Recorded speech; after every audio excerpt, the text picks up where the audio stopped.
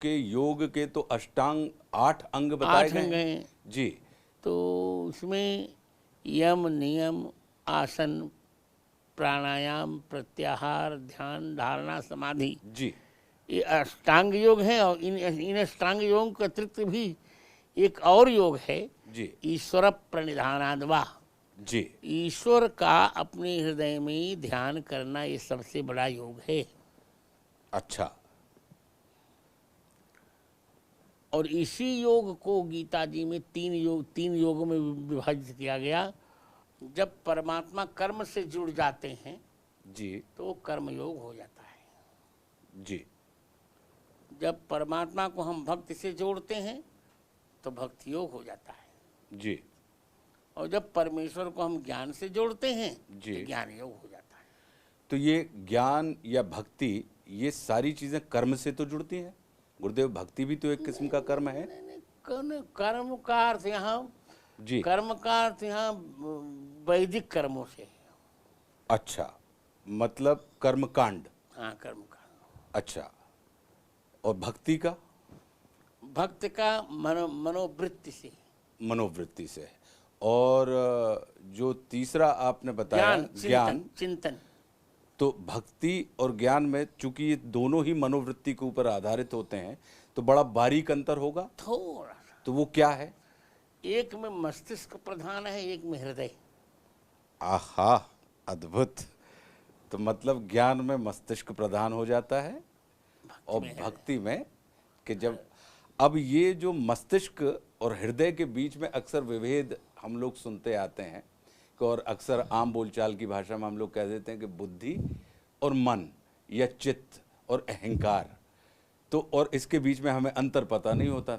नाम तो पता होते हैं लेकिन अंतर पता नहीं होने के कारण हमारी अवस्था इन चारों चीज़ों में एक जैसी रहती है। तो वो अंतर कैसे पता करें? अंतर तो शास्त्रों ने व्याख्या में कर दिया है। अब शास्त्र तो सब पढ़ नहीं पाते। जब हम किसी वस्तु का मनन करते हैं जी। तब मनोवृत्ति होती है। जी। जब हम जानने का प्रयास करते हैं तब बुद्धि वृत्ति होती है। जी। जब मान लेते हैं तो अहम वृत्ति होती है। जी। और जब चिंतन करते हैं तो चित्त वृत्ति होती है। वाह, बहुत अद्भुत। अब इसमें एक झंझट ये खड़ी हो जाती है कि ये कहा जाता है कि सत्य जो होता है, एक तो सत्य हो गया कि शाश्वत सत्य की श्रेणी में आता है, और एक सत्य ऐसा होता है कि हर व्यक्ति का अपना सत्य होता है। तो फिर इस विभ्रम की स्थिति में हम किसको सत्य मानें? शाश्वत को सत्य मानेंगे। लेकिन वो शाश्वत सत्य तो उन्होंने कहा कि लाभ हानि जीवन मरण वाली बात हो गई। लेकिन जो हर व्यक्ति का, ऐसा नहीं कहा। जी, ऐसा नहीं कहा। जी। सत्य एव सत्यम। जी। सत्य जिसका कभी नाश न हो उसी को सत्य कहते हैं। अद्भुत। जी। और शाश्वत का अर्थ जिसका कभी नाश न हो। जी। और फिर असत्य किसको कहेंगे? उससे विपरीत जिसका नाश होता रहे।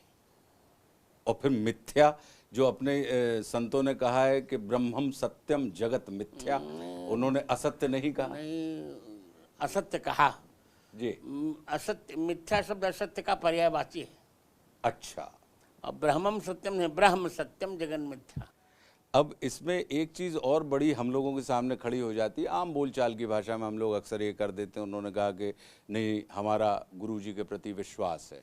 उन्होंने कहा नहीं, गुरुजी के प्रति श्रद्धा है। किसी ने कहा नहीं, गुरुजी के प्रति आस्था है। और हम अक्सर इनको पर्यायवाची मान लेते हैं। देखिए, विश्वास जहाँ तर्क के बाद स्थिरता आती है वो विश्वास होता है। और जहाँ तर्क बिना किए ही मन रम जाता है वो श्रद्धा होती है। क्या बात है, अद्भुत। और वही जब टिकाऊ हो जाती तो आस्था हो जाती है। अब देखिए, आपने जितनी सरलता से इन तीनों चीज़ों के अंतर को स्पष्ट कर दिया, और हम लोग अभी तक क्या समझते थे कि ये तीनों कहीं ना कहीं एक दूसरे के पर्यायवाची हैं। तो विश्वास मतलब तर्क से जिस चीज़ के प्रति हमारा समर्पण पैदा हो उसको विश्वास कहेंगे। श्रद्धा मतलब जिसमें तर्क ना हो उसको हम श्रद्धा कहेंगे और विश्वास उत्पन्न हो जाए।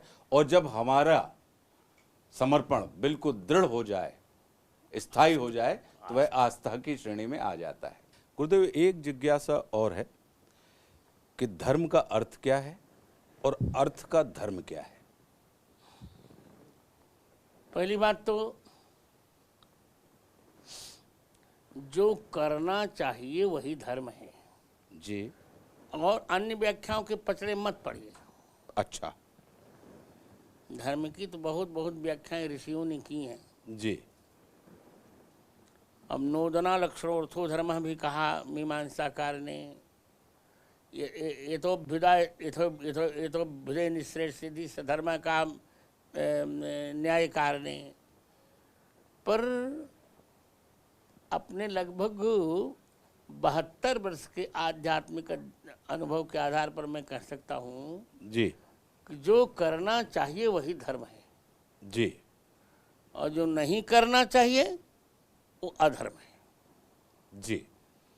जहाँ शुड लग जाए जी, शुड, वो धर्म है जी, और जहाँ शुड के बाद नाट लग जाए वो अधर्म है। Should not. जी। जी। और अर्थ का धर्म? अर्थ का धर्म ही कुछ नहीं होता। अच्छा। अर्थ का धर्म क्या होगा? तो अर्थ व्यर्थ है। वो तो अनर्थ है। नहीं तो उसी व्यर्थ के चक्कर में तो आज की तारीख में पूरा अनर्थ हो रहा है, क्योंकि पूरा जगत जो है उसी अर्थ की प्राप्ति की ओर भाग रहा है। let them die, let them die, ji. let them dry, ji. let them cry, but ji. let us fly। वाह। अक्सर एक चीज और होती है, हम लोग चेष्टा करते हैं कि हम अपनी धार्मिक मान्यताओं को पुष्ट रखने के लिए अक्सर उसको विज्ञान की कसौटी पे कसने का प्रयास करते हैं और उसको विज्ञान सम्मत बनाते हैं, जबकि धर्म विज्ञान से कहीं बहुत ऊंचे स्थान पर अवस्थित है। धर्म का संबंध आस्था से जुड़ा हुआ है। जी।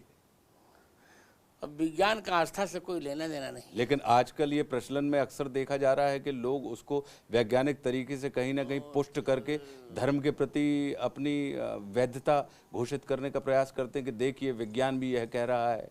ये तो उनका पक्ष अलग होगा जी। पर मैं जो चर्चा कर रहा हूँ जी। अब माता पिता की सेवा करना हमारा धर्म है। जी। अभी क्या वैज्ञानिक, इसमें कौन सी विज्ञान की कसौटी पर कसेंगे बताओ? नहीं, अक्सर ये होता है कि उन्होंने कहा कि हमारे ऋषियों ने कह दिया कि पृथ्वी तब भी गोल थी, इस टाइप का जो हम कहते हैं कि नासा ने, देखिए नासा ने ये रिपोर्ट भेजी है जो हमारे शास्त्रों में लिखा हुआ है। ये तो केवल आनंद के लिए कहते हैं। अच्छा, आनंद के लिए। धर्म का संबंध हमारे जी आस्था से है। जी। यही बात मैंने कोर्ट में कही थी। अच्छा। उन्होंने कहा कि राम जन्मभूमि को आप वैज्ञानिक, मैंने कहा देखिए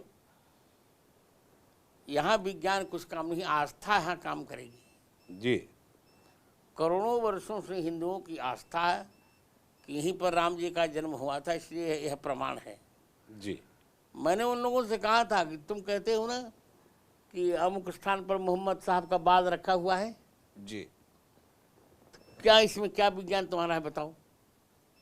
कैसे माना जाए कि मोहम्मद साहब की दाढ़ी का ही बाल हो सकता है और किसी का बाल वहाँ रख दिया गया हो तो क्या करोगे? जी। तो वहाँ केवल मान लेना पड़ता है। जी।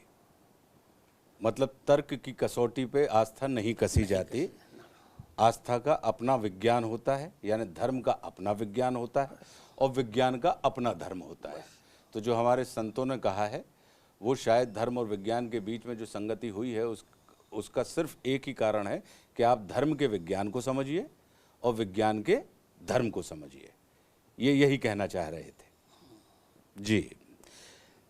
आज ऐसा हम लोग कहते हैं कि भगवान परमात्मा की कथा हमारी व्यथा को समाप्त करने का काम करती है, लेकिन आज की तारीख में हम देख रहे हैं कि धर्म जो जितना सरल है उसको धारण करने मात्र से उतने ही हम जटिल होते जा रहे हैं और हमारी व्यथाओं में वृद्धि होती जा रही है। समस्या इस बात की है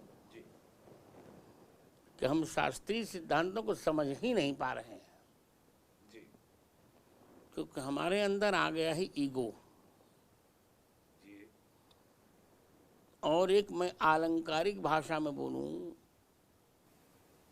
तो ईगो के साथ जुड़ते हैं गोविंद भगवान। जी ईगो को देखकर गोविंद कह देते हैं तू अपना ईगो संभाल, आई गो, मैं जाता हूं जो। ओके, बहुत अच्छी बात कही आपने। जी, ईगो को देखकर भगवान तुरंत आई गो कह देते हैं। अच्छा। तो ज्यो ज्यो हमारा ईगो कम होगा जी त्यों त्यों गोविंद हमारे निकट आएंगे जी और हमारी समस्याओं का समाधान होता जाएगा। जी। लेकिन ये जिन प्रतिष्ठित लोगों से, या ये कहें कि जिन पहुंचे हुए लोगों से हमको ईगो समाप्ति की दिशा में निर्देश मिलने चाहिए और इसी कारण हम उनके श्री चरणों में विराजते हैं, वो फिर इसका समापन का सूत्र हमको क्यों नहीं दे पा रहे? आम स्वयं जनता उनके पास ईगो है इसलिए। तो वो क्यों हो रहा है जब वो धर्म के प्रतिमान है, धर्म को धारण किए हुए हैं? कौन से जिसके पास ईगो है वो धर्म को धारण ही नहीं कर सकता। एक जंगल में आप जानते हैं एक कहावत है कि एक जंगल में दो शेर नहीं रहा करते, एक ही शेर रहा करता है। जी या तो हृदय में ईगो रह ले या तो गोविंद रह ले। जी। लेकिन अब हम लोग तो आम लोग हैं, अब तो दोनों तो नहीं रह सकते। तो हम आम लोग उसी निर्देश को कि हम अपने अंदर के ईगो को समाप्त करवाने के लिए उन श्री चरणों का आश्रय ग्रहण करते हैं जिनके जो गोविंद से निकट हों, जो गोविंद से निकट हों, और गोविंद की चर्चा करने वाले को हम गोविंद के निकट मान लेते हैं। तो चर्चा गोविंद की कर कहाँ कौन रहा है? अब गोविंद के नाम पे तो चर्चा हो रही है। नहीं। गुरुदेव यदि गोविंद की चर्चा कोई करने लग जाएगा ना जी, ईगो रहेगा ही नहीं। जी, क्योंकि ये आज की तारीख में बड़ा संकट खड़ा हो रहा नहीं, है। मैं कहने जा रहा हूँ संकट कोई संकट नहीं है। जी मैं आपको परिभाषा बता रहा हूँ। जी यदि गोविंद की चर्चा कोई करने ही लग जाएगा तो ईगो रहेगा नहीं। जी तब क्या होगा ईगो? जी। तब तो बस चकाचक मस्त रहो मस्ती में, आग लगे बस्ती में। जी गुरुदेव, हमारे बुजुर्गों ने, पूर्व के ऋषि मुनियों ने समाज को व्यवस्थित रूप से संचालित करने के लिए एक वर्णाश्रम व्यवस्था हम लोगों के सामने स्पष्ट की कि ब्रह्मचर्य आश्रम हो गया, उसके बाद इस अवस्था के बाद आप गृहस्थ आश्रम में प्रवेश कीजिए, फिर उसके बाद आप वानप्रस्थ की तरफ, संन्यास आश्रम की तरफ जाएं, वानप्रस्थ की तरफ जाएं। ये जो व्यवस्था है आज के दौर में हम ऐसा क्या करें, क्योंकि समय काल परिस्थिति सब बदल गई है, कि ये सिर्फ हमारे चिंतन या विचार का ही विषय नहीं, आचरण में हम इसको ढाल सकें। वर्ण और आश्रम ये हमने नहीं बनाए। जी। चातुर्वर्ण्यम मया सृष्टम जी गुण कर्म विभागशः। गुण और कर्म के विभाग के अनुसार भगवान ने ही वर्णाश्रम की व्यवस्था की। इससे पोस्टें होती हैं नहीं, जी आईएएस होता है, पीसीएस होता है, आरएसएस होता है। जी तो अमुक योग्यता को जो पार कर ले वो आईएएस हो जाता है, अमुक को कलेक्टर, अमुक कमिश्नर। उसी प्रकार भिन्न भिन्न योग्यताएं हैं, उन योग्यताओं को जो प्राप्त कर ले वो ब्राह्मण हो गया, अमुक को जो क्षत्रिय, वो जो भी जन्मना। जी। क्योंकि कर्म से नहीं निर्धारण कर सकते हम, जी जन्मना ही निर्धारण किया जा सकता है। जी। तो जैसे कोई अच्छे कुल में उत्पन्न हुआ तो इसका अर्थ है कि उसने अपनी योग्यता उस कंपटीशन को उसने कंप्लीट कर लिया है। जी। अब हो गया ब्राह्मण, अब आगे जो कर्म करेगा उसको वो भोगेगा अपना कर्म। या तो उसकी सर्विस निरस्त हो जाएगी या दंड मिलेगा। जी पर वर्णाश्रम व्यवस्था तो चलती रहेगी, वो प्रामाणिक है। जी। भगवान ने ही बनाया है वर्णाश्रम व्यवस्था। जी। इसलिए हमें वर्णाश्रम व्यवस्था का विरोध नहीं करना चाहिए। और वर्णाश्रम व्यवस्था में कोई हीन नहीं है, ये मुझे ये भी कहना है। जी। ब्राह्मण, क्षत्रिय, वैश्य, शूद्र चारों नाम हैं केवल। जी। जैसे एक पिता जैसे आपने अपने बेटे किसी बेटे का नाम अभिनव रख दिया, किसी का नाम गौरव रख दिया, जी इसमें उसके उत्कर्ष या अपकर्ष की बात नहीं है, नाम रख दिया गया। जी तो वेद ने चारों वर्णों का नाम रख दिया था, ब्राह्मण, क्षत्रिय, वैश्य, शूद्र। शूद्र का अर्थ नीच नहीं होता। शोभनो द्रव सु परमात्मा द्रवती यस्मिन्, जिस पर परमात्मा बहुत जल्दी प्रसन्न हो जाते हैं उसे शूद्र कहते हैं। अच्छा, और वो इसलिए उनके हिस्से में सेवा आई क्योंकि परमात्मा प्रसन्न उस पर बहुत जल्दी होते हैं जो संपूर्ण समाज की सेवा करते हैं। समाज की सेवा करने के लिए क्या, राष्ट्र की सेवा करने के लिए कहा जी कि राष्ट्र की सेवा करो। जी अब जीवन भर थोड़े वो ब्राह्मण का चप्पल उठाता रहेगा। जी नहीं। जी अब इसमें गुरुजी जैसे ब्रह्मचर्य हमसे कहा गया कि हमको ब्रह्मचर्य धारण करना चाहिए अपने चरित्र के निर्माण के लिए। हाँ। फिर उन्होंने कहा कि गृहस्थ आश्रम में एक आयु के बाद आप प्रवेश करें। फिर कहा गया कि नहीं भाई, एक आयु के बाद आप वानप्रस्थ ही हो जाएं। फिर अपने चरित्र का निर्माण करने के लिए आप फिर संन्यास की अवस्था को धारण करें। तो वर्तमान युग में रहते हुए हम इन तमाम दिशा निर्देशों का पालन कैसे कर सकते हैं? कर सकते हैं। और एक व्यवस्था और भी है जी। ये तो सामान्य व्यक्ति के लिए व्यवस्था हुई कि पहले वो ब्रह्मचर्य का पालन करे, फिर गृहस्थ का पालन करे, फिर वानप्रस्थ का, फिर संन्यास का। जी। और एक श्रुति और यदहरेव निर्विद्येत तदहर, यदहरेव विरजेत तदहरेव निर्विद्येत। जिस समय व्यक्ति को वैराग्य हो जाए उसी समय वो संन्यास ले सकता है। तो इसमें आयु का संबंध नहीं है, ये अवस्था की स्थिति है। अब जैसे मान लीजिए हमने रामचंद्र दास को विरक्त वेश दे दिया जी। अब इनको विरक्त वेश, गृहस्थाश्रम को पहले इनको विरक्त वेश दे दिया जी। तो हम जान गए जी। कि ये व्यक्ति अब निर्वीण हो चुका, अब संन्यास को संभाल सकता है। जी। शंकराचार्य ने 8 वर्ष में संन्यास ले लिया था। जी। जो जितनी जल्दी ले सके। जी। हमारी अवधि की कहावत है, टूटे ही घोड़ी सांझे पलान ले चाहिए। जी। जब घोड़ी कमजोर हो तो शाम को ही उसकी यात्रा शुरू कर देनी चाहिए। अब शरीर का क्या भरोसा, इसे जितना जल्दी हो सके उतना भगवान का भजन जल्दी करना चाहिए। जी। तो मतलब ये चारों अवस्थाएं साथ में रह सकती हैं और हमारा चरित्र का निर्माण हो सकता है। मैंने बार बार कहा है जी। लोग ब्रह्मचर्य का गलत अर्थ लेने लगे हैं। जी। अविवाहित व्यक्ति भी ब्रह्मचर्य का पालन नहीं करता, विवाहित व्यक्ति भी ब्रह्मचर्य का पालन करता है। गृहस्थ को सबसे बड़ा उपाय शास्त्रकार ने बताया कि अपनी पत्नी से जितना चाहे उतना प्रेम कर सकता है, पर पराई नारी के केवल चरण तक उसकी दृष्टि जानी चाहिए। यदि पराई नारी के मुख पर उसकी दृष्टि चली गई उसी दिन सारे पुण्य उसके समाप्त हो जाएंगे और न उसको गुरु बचा सकेंगे न गोविंद बचा सकेंगे।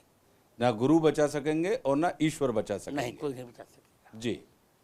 इसलिए हमें पहले गृहस्थ को कुछ नहीं करने की आवश्यकता है। कोई जप नहीं, कोई तप नहीं, कोई, ये सब तो हमारे लिए छोड़ दीजिए।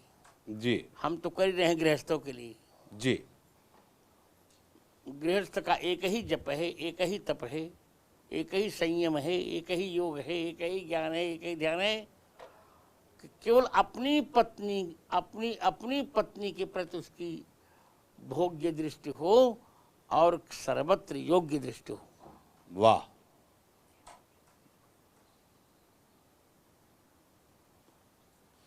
इसे भगवान राम को तापसो ब्रह्मचारिणों कहा गया।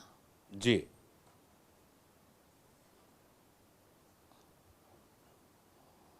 और आपको यह जानकर अच्छा लगेगा जी। महाभारत में कथा आती कि जब बब्रुवाहन का सिर अर्जुन ने काट दिया, जो कि अर्जुन का ही पुत्र था, अर्जुन को पता नहीं था। जी। और चित्रांगदा ने कहा कि इसको जिला दिया जाए। जी। तो भगवान कृष्ण ने कहा कि रामावतार में सीता जी के अतिरिक्त किसी नारी का मैंने चिंतन नहीं किया, तो मेरे उसी पुण्य से बब्रवाहन जीवित हो जाए, और वही हो गया। वाह, अद्भुत। गुरुजी, एक और हम लोगों के आज की तारीख में नए बच्चों के सामने ये खड़ा होता है कि वो अक्सर कह देते हैं कि no, I am not religious but I am spiritual. नहीं, गलत है। वो क्या अंतर है? गलत है। रिलीजियस और स्पिरिचुअल दोनों पर्यायवाची ही हैं। जो स्पिरिचुअल होगा वही रिलीजियस हो सकता है। थोड़ा सा इसके ऊपर हल्का सा प्रकाश डालेंगे देखिए, सरलता के लिए? रिलीजियस का अर्थ होता है धार्मिक, जी। स्पिरिचुअल का अर्थ होता है आध्यात्मिक। जी। तो धर्म ही तो अध्यात्म है। थोड़ा सा अगर इसकी व्याख्या कर देंगे आप मैं हल्का सा। अध्यात्म का अर्थ है जहाँ आत्मा का चिंतन हो, जी। और धर्म का अर्थ है उसी चिंतन को जो जहाँ धारण किया जाए। कि मतलब जो विचार है उसको आचार में परिवर्तित कर दें, प्रवृत्ति, हमारे आचार में प्रवृत्ति कर लो। जी। तो जहाँ पे आचार और विचार के बीच में एक रूपता आ जाती है तो वो धर्म और आध्यात्म का सुखद योग हो जाता है। बिल्कुल हो जाता है। गुरुदेव, एक संत कबीर बड़ी उलट बांस में बात करते थे, और बड़ा एक उनकी एक चीज़ सुनने में आती है, हम चाह रहे हैं कि उसकी अगर आप व्याख्या कर दें, क्योंकि बात बड़ी उल्टी है कि कबीर दास की उल्टी बांसी, कंबल बरसे और भीगे पानी, ये क्या है? कुछ नहीं है। उल्टी बानी का अर्थ होता हम समझ नहीं पा रहे। हाँ जी। उल्टी बानी होता जो जल्दी समझ में न आए। जी। संस्कृत में जल को कम कहते हैं। जल को कम कहते हैं? कम कहते हैं। अच्छा। इसे नव कंज लोचन कंज मुख कर कंज पद कंजारुणम कहा गया ना। जी। और कम माने आंसू ही, जल ही जिसका बल है, वो क्या है? आंख। आंख। तो भगवान के प्रेम में कंबल माने आंख, आंख बरस रही है जी। और उसको पूछते पूछते हाथ, पानी माने हाथ भीग रहा है। वाह। तो मतलब कबीर दास की उल्टी बांसी, उल्टी बानी बरसे कंबल और भीगे पानी। एक चीज और आती है गुरुदेव कि कहा जाता है कि बिनु हरि कृपा मिले ही नहीं संता, और दूसरी तरफ ये बात आती है कि गुरु गोविंद दो खड़े, कि मतलब परमात्मा की जब तक कृपा ना हो तब तक संत का आश्रय हमें नहीं मिलता, और दूसरी तरफ ये कहा जाता है कि संत के अगर आप आश्रय में नहीं, आपने वो विषय अलग हो गया दोनों का। जी। संत तो हरि की कृपा से मिलते हैं जी। पर हमारे सामने दोनों खड़े हैं, गुरुदेव खड़े हों जी और गुरु खड़े हों जी। या वो संत की परवन, अब किसको प्रणाम किया जाए? जी। तो पहले गुरु को प्रणाम करना चाहिए, क्योंकि गुरु की कृपा से ही गोविंद के दर्शन हो पाते। वाह। लेकिन अगर हरि कृपा हमारे ऊपर नहीं है तो हमें संत का आश्रय नहीं मिलेगा? नहीं मिलेगा। मैं बार बार कह रहा हूँ, विषय ही आपने अलग अलग कर दिया ना। दोनों चैप्टर अलग अलग हैं। नहीं, मैं अभी अब पहले ही चैप्टर पे आ रहा हूं। तो हरि की कृपा अगर हमारे ऊपर है तो सामान्य संत मिल जाएंगे। और हाँ, इसी विषय पे मैं आ रहा हूं। और गुरु जो होता है ना जी, उसकी विलक्षणता तो बहुत विचित्र है। थोड़ा सा उसके ऊपर प्रकाश डाल देंगे? गुरु अहेतुक वो हरि की कृपा की भी अपेक्षा नहीं करता। गुरु कोई अपेक्षा नहीं करता जी। हरि उसकी अपेक्षा करे। तुमते अधिक गुरु ही जी जानी। गुरु से हरि से अधिक बड़ा होता है जी। पर गुरु हरि नहीं होता। आजकल गुरु हरि कहने लगे हैं, ये गलत है। अच्छा। नहीं, आज की तारीख में तो प्रचलन ये हो रहा है कि शिष्य जो है वो अपने गुरु का परिचय बन जाता है। वो खुद ही, मतलब चेला जो है वो गुरु जी से ज्यादा। ठीक, ऐसा कभी हो नहीं सकता जी। गुरु ही रहेगा, चेला ही रहेगा। नहीं, कलयुग के लौकिक दृष्टिकोण के हिसाब से, जिसके कारण हम लोगों को असुविधा होती है और जिसके कारण हमारी व्यथा में वृद्धि होती है, व्यथा समाप्त नहीं होती, तो इसका क्या कारण है? क्या हम धर्म के मर्म को समझ नहीं पा रहे, हम समझ नहीं पा रहे, या समझा नहीं पा रहे? नहीं, जिनसे हम समझ नहीं पा रहे हैं जी, और समझा भी नहीं पा रहे हैं। तो फिर कैसे मार्ग निकलेगा गुरुदेव? बस भगवान निकाले, गुरुदेव निकालेंगे, गुरुदेव के चरण को पकड़े रहिए, निकल जाएगा। भरोसो दृढ़ चरणन केरो, श्री वल्लभ नख चंद्र छटा बिनु, सब जग माहे अंधेरो। नहीं, आपका बहुत बहुत धन्यवाद गुरुदेव। बस ऐसी कृपा आप हम सब पे बनाए रखें, क्योंकि बहुत से सामान्य से प्रश्न थे जो आम जनता में प्रचलित होते रहते हैं, जिसके कारण हमारे अंदर भ्रम पैदा होता है। तो आज आपका हृदय से धन्यवाद कि आपने कुछ हमारे भ्रमों का निवारण किया। ऐसी कृपा बस बनाए रखें। नहीं, मैं तो चूँकि एक संप्रदाय का जगत गुरु हूँ, मैंने कहा है कि तीन कैटेगरीज हैं जी, 3 श्रेणियां हैं जी, गुरु, जगत गुरु और सदगुरु।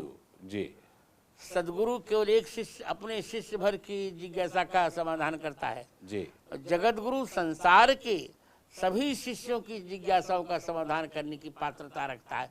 इसे जगत गुरु शाश्वतम तुरीमेव केवलम। जी। नहीं तो हम अभिभूत हैं कि हमारे ऊपर सदगुरु की कृपा से जगत गुरु की कृपा हमें लगातार मिल रही है। तो आपका बहुत बहुत धन्यवाद कि आपने हरिहर तीर्थ में उपस्थित होकर हम सबको अपनी कृपा से अभिभूत किया। हम अनुग्रहित हैं। जय श्री सीताराम। जय श्री सीताराम गुरुदेव।